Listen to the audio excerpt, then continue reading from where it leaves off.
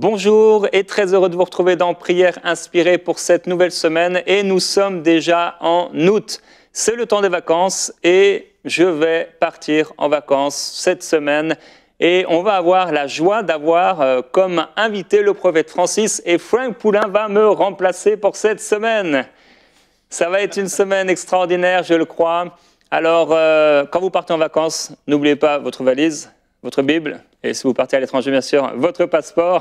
Je crois que vous allez passer une semaine bénie, et dans les prochaines semaines, vous allez avoir des invités, pasteur Michael Dopia, pasteur Stéphane Caddy, chez qui je serai d'ailleurs ce dimanche dans la région de Nice pour une prédication. Si vous êtes dans la région, n'hésitez pas à nous visiter. Je prie qu'en cette semaine, vous soyez fortifiés par la puissance de Dieu à travers ces émissions. Je crois que vous allez l'être, et je vous souhaite à ceux qui sont en vacances, bonnes vacances. À bientôt.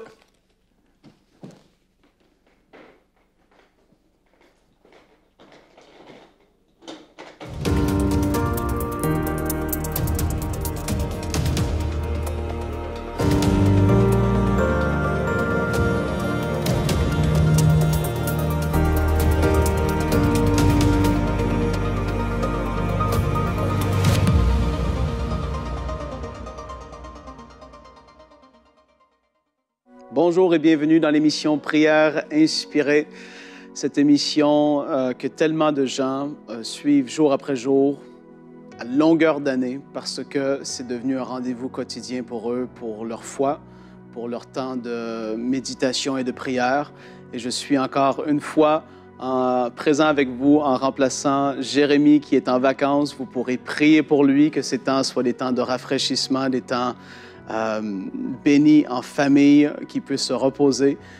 Il donne beaucoup à longueur d'année et là, c'est le temps pour lui de récupérer. Donc, j'ai la joie d'être avec vous pour toute cette semaine. Mais je ne suis pas seul, je suis avec notre invité, le prophète Francis, qui nous vient tout droit de Kinshasa. Et comme j'ai dit plus tôt cette semaine, on veut vous saluer, vous tous, au Congo, que ce soit Kinshasa ou Brazzaville. Vous êtes une bénédiction et on sait qu'il y a beaucoup de frères et de sœurs qui nous suivent de là-bas. Et non seulement là, mais de partout en Afrique, en Europe, en Amérique du Nord, même en Amérique du Sud, on reçoit des gens, des témoignages de gens qui peuvent suivre MCI dans l'Europe de l'Est, en Chine, je veux dire, à travers le monde. C'est une bénédiction vraiment. Et on est heureux de participer à cette œuvre et de vous avoir avec nous jour après jour. Et comme j'ai dit plus tôt cette semaine, prophète Francis, vous êtes pasteur de l'Église Parole de foi à Kinshasa depuis plus de 12 ans, mais comme je l'avais aussi expliqué, vous êtes dans le ministère du prophète. Vous exercez le ministère depuis plus de 24 ans maintenant, que vous avez dit plus tôt cette semaine. Ouais. Et j'ai eu la joie de participer à une petite conférence avec vous. Ça fait quasiment 2 ans de ça. 2 ans déjà. Quasiment 2 ans de ça, avec Michael aussi qui était là, Michael Lebeau, chez notre ami pasteur Thierry, Chinkola à Montréal. Et on avait été bénis de voir comment Dieu vous utilisait. Vraiment, ça a été une grande bénédiction pour nous de voir comment que le Saint-Esprit peut parler et utiliser des vases que nous sommes ici sur la terre pour sa gloire, pour voir des gens être libérés, délivrés, guéris, restaurés. Et à Dieu seul soit la gloire. Que jamais, Dieu, que tu nous gardes de prendre quoi que ce soit qui te revienne. Vraiment, c'est le cri de mon cœur. Au nom de Jésus. Que la gloire te revienne tout le temps. Au nom de Jésus. Et puis aujourd'hui, c'est le thème de cette émission, c'est ta foi t'a guéri. Yeah. Amen. Et ça, ça va être une bonne émission. J'ai l'impression qu'on monte, frères et sœurs, à chaque jour cette semaine. Ça a été une bénédiction. Et là, on va parler de guérison pour vous tous qui avez besoin possiblement d'une percée dans ce domaine de votre vie. Soyez à l'écoute de ce que Dieu veut nous dire. Magnifique, magnifique ce que le Seigneur fait. Encore une fois, bonjour Franck. Bonjour. Que Dieu te bénisse et bonjour également à tous nos spectateurs, nos téléspectateurs. Que Dieu vous bénisse. Que la gloire du Seigneur puisse être votre partage. Et c'est encore un plaisir d'être là. On est en train de se battre pour tout vous donner en un temps record.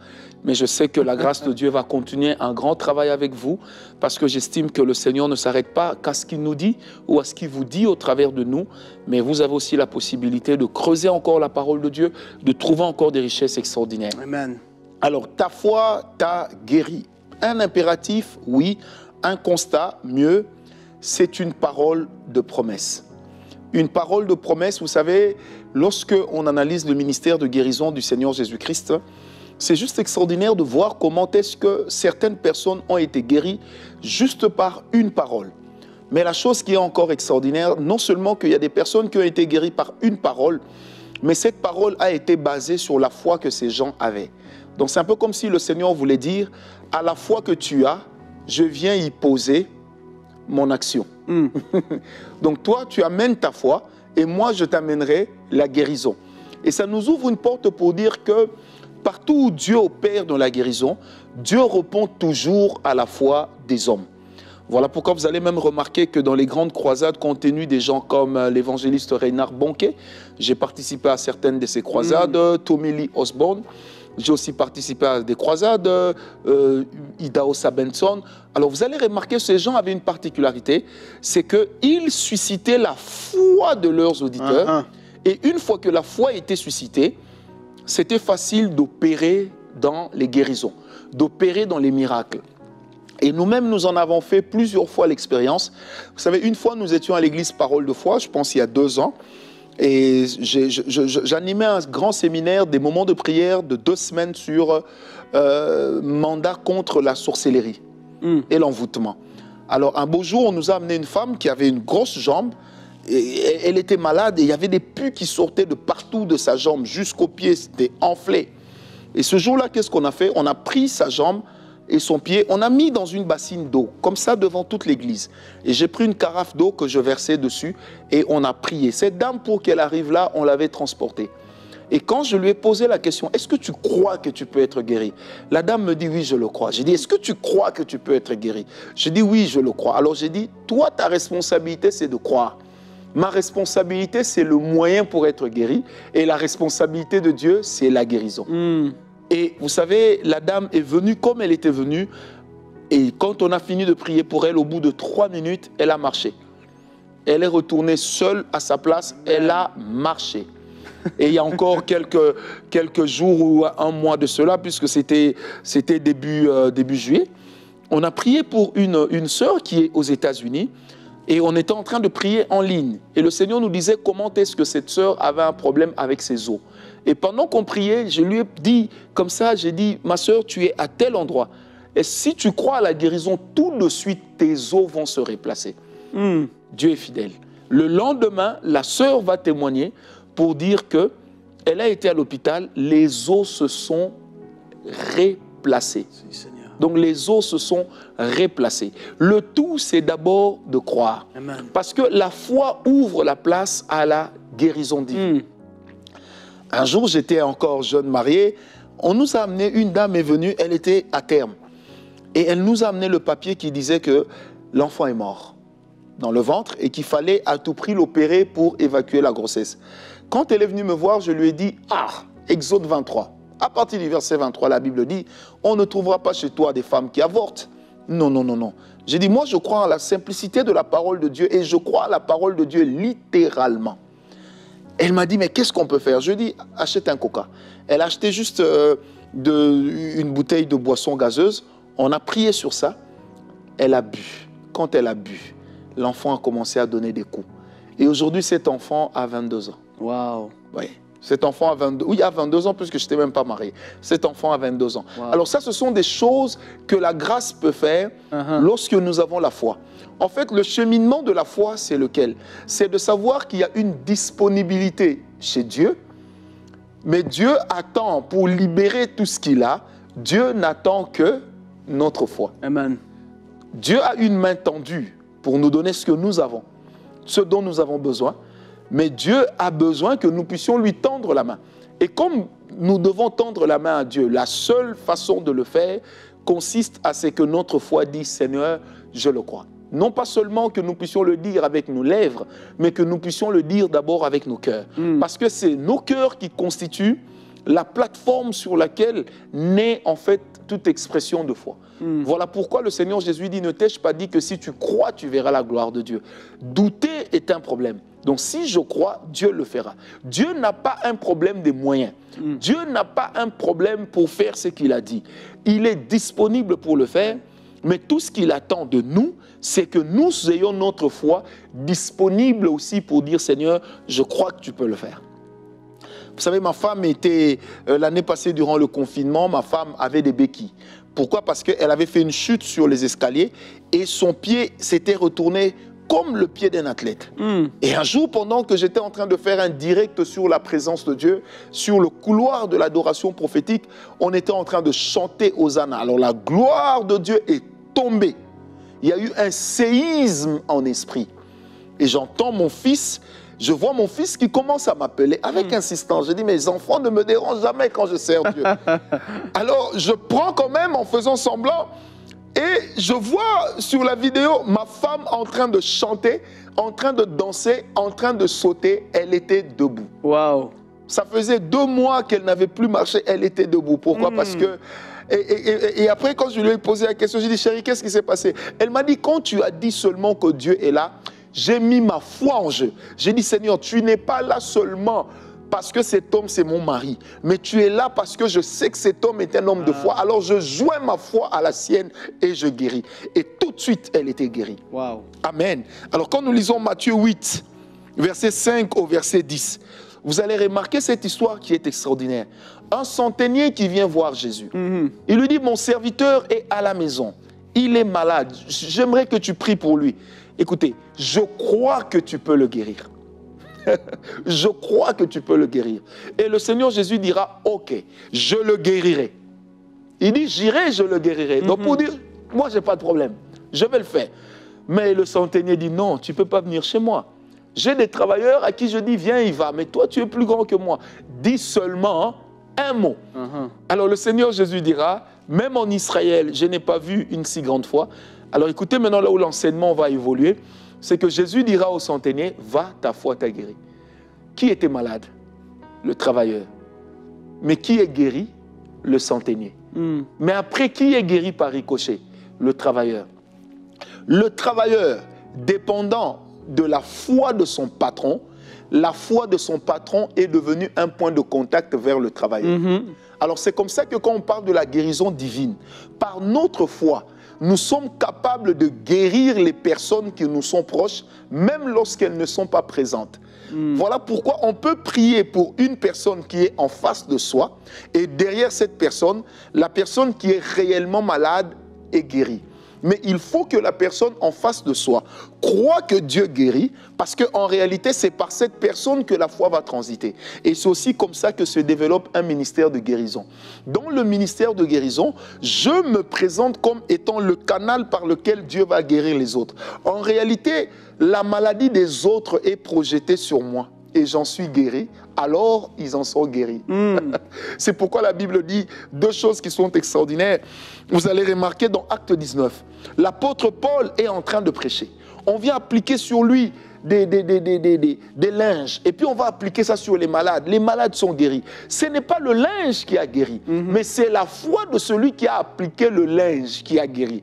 Paul, portant Jésus en lui, il portait la guérison. L'homme, posant le linge sur lui, a pris la guérison. Par la foi, il a amené la guérison dans un linge jusqu'à ce que la guérison opère. Amen. Maintenant, ce linge-là, après qu'il ait opéré dans la guérison, on peut le jeter dans la poubelle. Parce qu'on n'en fera pas un objet d'adoration. Mais c'était juste le moyen par lequel Dieu est passé. C'est ça l'équilibre de la foi. Alors je voudrais dire à quelqu'un, maman, tu es capable de guérir ton fils qui est loin en disant, Seigneur, guéris-moi. Et si tu crois, avec ta guérison, ton fils sera automatiquement guéri. Dieu n'a pas un problème de disponibilité. Ta foi t'a guéri. Alors, lorsque la Bible parle de la guérison, vous allez remarquer que dans les écrits du Seigneur, dans les écrits qui parlent du Seigneur Jésus-Christ, dans les évangiles surtout, généralement, la foi, la guérison est toujours accompagnée de la délivrance. On ne délivre pas une personne qui refuse. On opère la délivrance que dans la vie d'une personne qui obtempère, d'une personne qui y croit. Pourquoi ? Parce que la possession démoniaque dans la vie d'une personne est comparable à une maladie spirituelle. Et chez nous, à l'église, à la parole de foi, nous avons l'habitude, des fois, quand nous faisons des services de délivrance, nous chutons toujours dans des services de guérison. Alors, parce qu'il nous est arrivé de chasser la maladie d'un corps, comme si on chassait un démon. Parce que certaines maladies desquelles les gens souffrent sont des maladies qui ont été transportées dans leur corps par des démons. Ouais.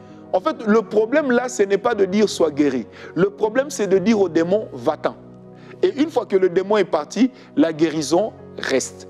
Alors c'est même comme ça que pour ressusciter un mort, on chasse l'esprit de mort et l'esprit de vie revient. Voilà pourquoi même dans Romains 8, versets 1 et 2, la Bible dit que la loi de l'esprit de vie en Christ nous a affranchis de la loi du péché et de la mort. Si je crois qu'en Christ j'ai été affranchi et aussi de la loi de la mort, c'est que je crois que je ne peux pas mourir d'entre les mains de mes ennemis, mais je ne mourrai que de la mort que Dieu aura voulu pour moi. Pourquoi? Parce que ma foi me dit que mon Dieu est capable de me guérir, que mon Dieu est capable de me guérir et de me délivrer de toutes sortes d'ennemis, aussi grands soient-ils. Parce que jamais un de nos ennemis ne vaincra notre Dieu. Et c'est pourquoi dans le psaume 109, le roi David pouvait dire, Seigneur, ils tendent devant moi un piège, mais eux-mêmes y tomberont. Et il y a ceux qui disent de moi, plus de salut pour lui en Dieu. Et ça c'est ailleurs, l'apôtre, le roi David dit, mais c'est toi mon roi, c'est toi mon bouclier. Tu es ma gloire, tu relèves ma tête. Ça veut dire que quand les démons cherchent à t'humilier, la puissance de la guérison t'élève au-dessus de tes ennemis. Alors là, dans la puissance de la guérison, il y a automatiquement une puissance de la délivrance. Alors généralement, vous, serviteurs de Dieu, lorsque vous dites j'ai un ministère de guérison, sachez que vous avez d'office un ministère de délivrance, mais dans lequel vous ne voulez pas opérer, parce que souvent les gens ont peur de s'adresser aux démons. Ils se disent, mais si je m'adresse aux démons, est-ce que ces démons-là ne vont pas me suivre? Bien aimé, même si tu ne t'adresses pas aux démons, ils vont te suivre. Les démons n'ont pas un protocole et ils n'ont aucun respect. Tout ce qui intéresse Satan, c'est de faire de toi sa prochaine victime. Mais je proclame ce soir, au nom de Jésus, que tu seras guéri. Amen. Alors un jour, le Seigneur Jésus est en train de passer. Un homme nommé Bartimée crie, « Fils de David, aie pitié de moi, fils de David !» Alors Jésus lui dit, « Mais qu'est-ce que tu veux que je fasse pour toi ?» Alors il regarde Jésus tout de suite et dit que je recouvre la vue. L'homme savait précisément ce qu'il lui fallait. Vous savez, dans la foi qui guérit, on a besoin de savoir ce qu'il nous faut. Un jour, j'étais dans mon bureau, il y a une dame qui est entrée. Elle était couverte, elle n'avait que les yeux qui se voyaient, un peu comme les femmes islamiques. Alors j'ai eu un peu peur, je me suis dit, oh, what's going on? Et quand la dame s'est mise en face de moi, elle a enlevé son histoire qu'elle avait sur sa tête. Elle avait le zona partout. Elle n'avait pas de cheveux. Elle avait des blessures sur tout le visage. Elle m'a regardé et dit, prophète, je souffre du sida. J'ai dit quoi? Elle me dit, je souffre du sida. Je ne suis pas venu te dire que je souffre du zona. Non, je souffre du sida. Je crois en la guérison. Et quelqu'un m'a dit que ton Dieu guérit. Vous savez, quand elle a dit ça, j'ai senti la chose monter. Alors je lui ai dit, ton Dieu guérit. Mon Dieu effectivement guérit. J'ai dit à cette dame, lève-toi. Et l'Esprit de Dieu m'a parlé. J'ai pris un verre d'eau qui était sur ma table. J'ai bu la moitié du verre. Et j'ai pris l'autre moitié. J'ai dit, madame, buvez. Elle a bu. Quand elle a fini, elle est tombée. Et quand elle est tombée, j'ai dit au sida, tu sors du corps de cette dame. Parce que tu n'as plus de place. Un mois après, la dame est revenue me voir. Je ne l'ai pas reconnue. Elle avait des cheveux. Wow. Et elle avait des cheveux, plus de zona. Elle était totalement guérie. Elle a refait des examens une année après, totalement guérie. Amen. 2 ans après. Parce que vous savez, des fois, le virus entre dans une phase d'incubation où quelquefois il devient invisible. Mais là, 2, 3 ans, elle était encore vivante. Alléluia. Wow. Parce que ta foi peut te guérir de n'importe quel type de maladie. Un frère à nous m'a appelé une fois, il était coincé à Dubaï en quarantaine, il avait le Covid. Quand je l'ai eu au téléphone, il toussait comme pas possible. Il me dit, je suis convaincu, quelque chose m'a dit de t'appeler, que si tu dis un mot, je serai guéri. Et son épouse, une Belge, elle dit, oh mais prophète, oh, mais est-ce qu'il sera guéri? J'ai dit, le problème, ce n'est pas est-ce qu'il sera guéri. Il croit qu'il sera guéri. Je crois en la guérison, alors qu'il soit guéri. Le lendemain, test négatif. Et au moment où je vous parle, il a repris ses fonctions, il est totalement guéri. Totalement guéri. Alors que tout ce qui lui restait, c'était qu'on le place sous respiration artificielle. Donc c'est juste pour dire que la foi n'a pas de limite. Alors j'aimerais dire à quelqu'un qui me suit, tu vois tes béquilles, tu peux les abandonner par la foi. Amen. Si toi-même, tu ne t'es pas encore vu abandonnant tes béquilles, même si on prie pour toi, à la fin de la prière, tu garderas tes béquilles. Tu as peut-être des problèmes de santé terribles. On t'a même dit que tu ne peux pas vivre au-delà de 45 jours. Vous savez, bien-aimé Franck, un jour, j'étais aux États-Unis. On était avec un bien-aimé de notre église et on s'est retrouvés aux États-Unis. Une dame m'a appelé, elle me dit « Mon fils est en train de mourir ». On se retrouvait dans la ville de Washington, D.C. et eux, ils étaient à Philadelphia. J'ai dit à la dame, le médecin dit « Il reste combien de minutes ?» Elle pleure et puis elle me dit « Le médecin dit « Il reste 45 minutes ». Dans 45 minutes, mon fils va mourir. J'ai dit « Et si on le débranche, il vivra combien de temps ?» Elle me dit « C'est pareil, 45 minutes ». J'ai dit « Est-ce que vous avez votre montre ?» Elle me dit « Oui ». J'ai dit, enregistrez-moi. Si cet enfant meurt, faites-moi arrêter. Et le frère à côté me regarde, l'air de dire, est-ce que ça va? J'ai commencé à parler en langue.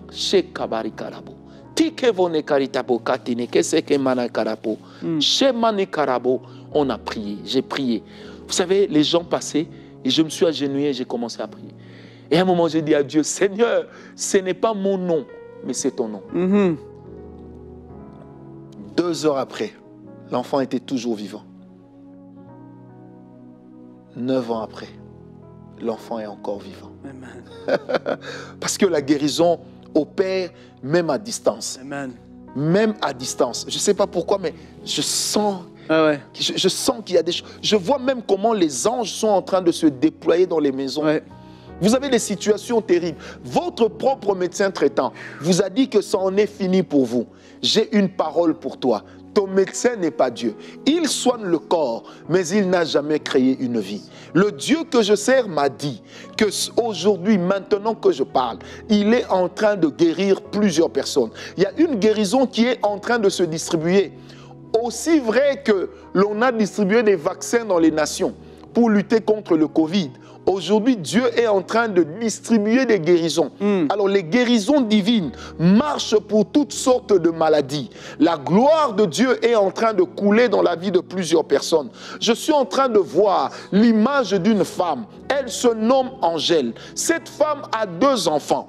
Et ces 2 enfants ils ont un problème de tête. Ça veut dire que leur tête a déraillé. Excusez-moi l'expression. Pendant que je parle, l'Esprit de Dieu me montre le ciel s'ouvrir. Je vois l'huile tomber sur la tête de tes 2 enfants. J'ai dit, je vois l'huile tomber sur la tête de tes 2 enfants. Ton mari est décédé, il s'appelait Armand.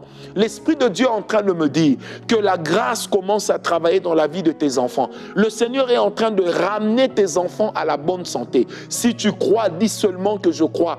Et tu verras que cela deviendra possible. Car le Dieu que nous prions, il est le Dieu de toute possibilité. Et rien n'est impossible à lui. Rien n'est impossible à notre Dieu. Notre Dieu n'est pas à court de moyens.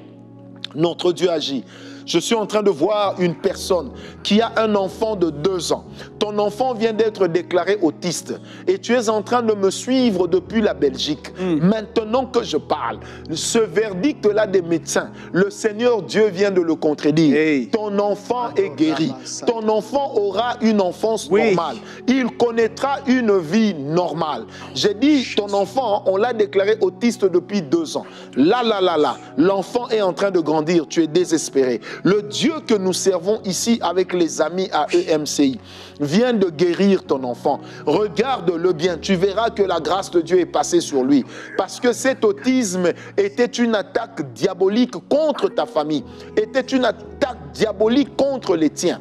Oh, je suis en train de voir quelque chose. Je vois un homme. Tu as un problème de cancer. Tu es âgé de 49 ans. Pendant que je parle, tu as porté un blue jeans. Tu as mis un t-shirt de couleur rouge. Quand je me rapproche de ton t-shirt, j'ai vu, c'est écrit ici Browns. C'est écrit Brown. C'est écrit B-O, B-R-O. WNS. Et puis dans le S là-bas, on a mis comme une forme qui descend comme ça. Pendant que je parle, tu as un problème de cancer. Et l'Esprit de Dieu me dit qu'il est en train de te guérir de ce cancer. Maintenant même au nom de Jésus. Tu enverras ton témoignage. Et ici à MCI, nous célébrerons le Dieu des apôtres. Nous célébrerons le Dieu des prophètes. J'aimerais dire à une personne, le Dieu qui a travaillé avec Paul, le Dieu qui a travaillé avec Pierre, ce Dieu n'a jamais changé. J'ai dit bien, ce Dieu n'a jamais changé. Ce Dieu est toujours capable de guérir. Si dans Acte 4, il était capable de guérir les malades en utilisant simplement l'ombre de Pierre, aujourd'hui, ce Dieu-là guérit encore. Oh bien-aimé, j'entends une voix qui me dit, Lazare, sors de là. Je parle à une personne qui a comme l'impression qu'on a enterré sa vie quelque part. Par 6 fois, tu as fait des rêves. En 3 mois, 6 fois, tu as fait le même rêve. Dans le rêve, on était en train d'enterrer un cercueil vide. L'Esprit de Dieu me dit, c'est un esprit de mort qui est en train de te poursuivre. Tu es une femme. Maintenant que je parle, l'Esprit de Dieu te dit, réveille-toi. Yes. Sors de là. Yes. Au nom de Jésus. Il y a une délivrance que le Seigneur vient de commencer dans ta vie. Cette délivrance est contagieuse parce que la plupart des filles de votre famille, vous avez 3 problèmes. Vous avez un problème lié au mariage et vous avez des saignements exagérés. Vous avez des saignements exagérés et vous avez comme l'impression que les hommes vous fuient. Mais maintenant que je parle, l'Esprit de Dieu vient de vous délivrer de cela. Et cet esprit-là vient simplement de s'éloigner de vous. Car la gloire du Seigneur s'est levée et le Dieu qui dit ta foi t'a guéri vient d'opérer une délivrance dans ta vie. Je suis en train de voir dans la vision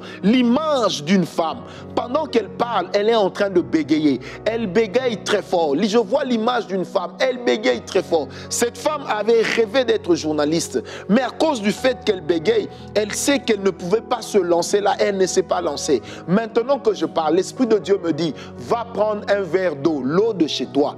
Prends cette eau, rends grâce à Dieu. Bois cette eau et dis au Seigneur, je bois l'eau, que tu rendes la vie à ma langue. Maintenant que je parle, ta langue vient d'être guérie. Oh, merci Seigneur. Vous savez, la guérison n'a pas de limite. Je suis en train d'entendre une mélodie qui joue dans mon esprit. Et quand je vois cette mélodie, j'entre dans un salon. Je vois vers le fond gauche, il y a comme un piano. Il y a un enfant qui est assis, qui est en train de pianoter. Et la maman est en train de travailler. Maintenant même, la maman vient de regarder l'enfant pour s'assurer que c'est de son enfant qu'il s'agit. Oui, tu vois ton enfant là, c'est un génie. Ton enfant là a des talents exagérés.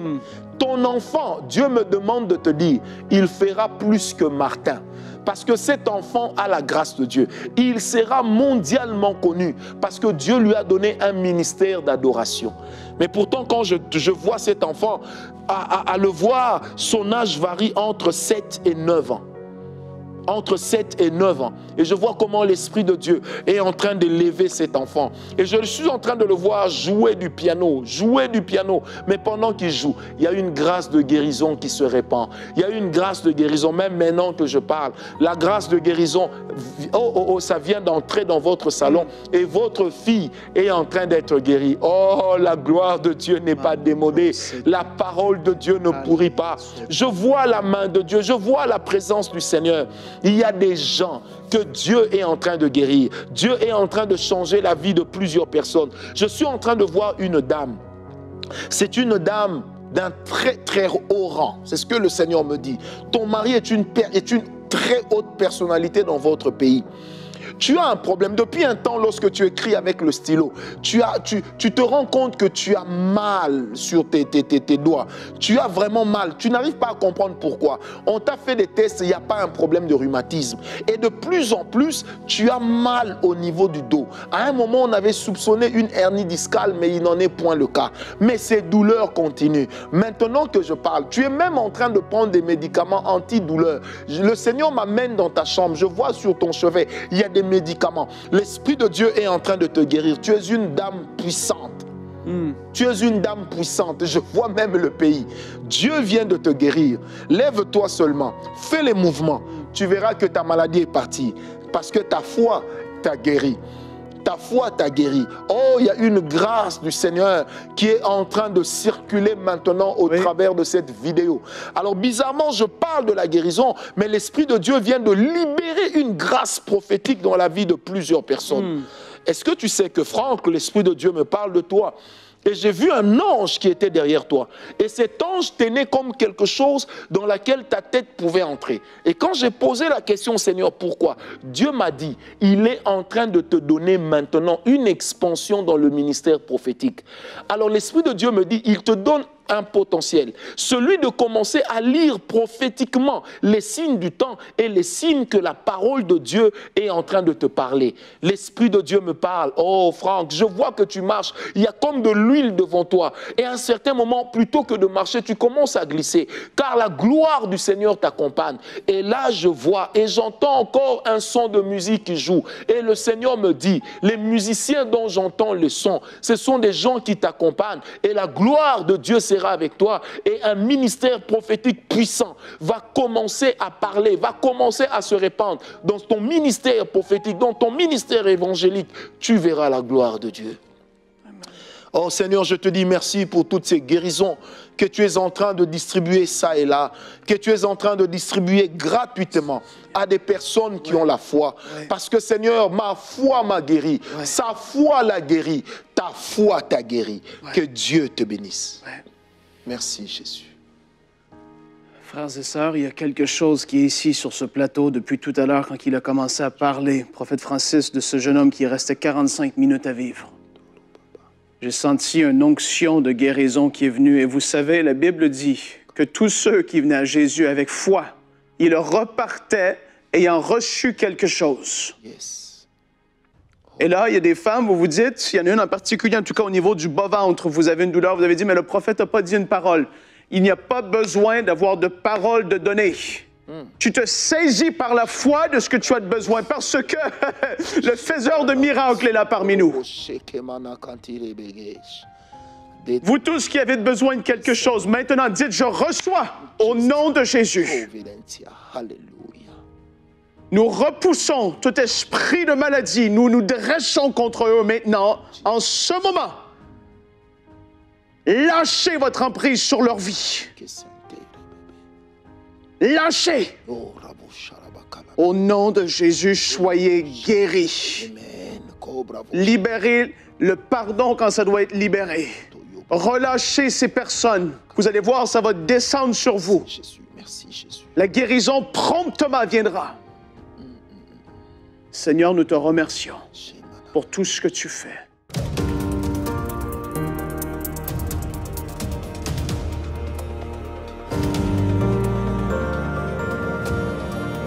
Bonjour, j'aimerais aujourd'hui particulièrement m'adresser à tous ceux à qui Dieu a donné une instruction divine de soutenir la grande vision des 3500 héros, mais qui hésitent encore. Je veux vous encourager à obéir à l'instruction que le Seigneur vous a donnée et à concrétiser votre don, donc de façon concrète. Que vous puissiez donner par chèque, par virement ou par un autre moyen, aujourd'hui envoyez votre don et obéissez à l'instruction que le Seigneur vous a donné. Vous savez, au ciel, nous ne pourrons plus soutenir son royaume. Mais c'est aujourd'hui, de façon concrète, que nous pouvons, avec l'argent qu'il nous a donné, faire la différence pour la génération présente et celle de demain. Aujourd'hui, concrétisez votre don et devenez un héros à EMCI TV. Dès maintenant, donnons pour achever la construction et équiper le centre EMCI. Pour faire votre don, rendez-vous sur emcitv.com/3500. Vous pouvez donner en une seule fois ou en plusieurs mensualités.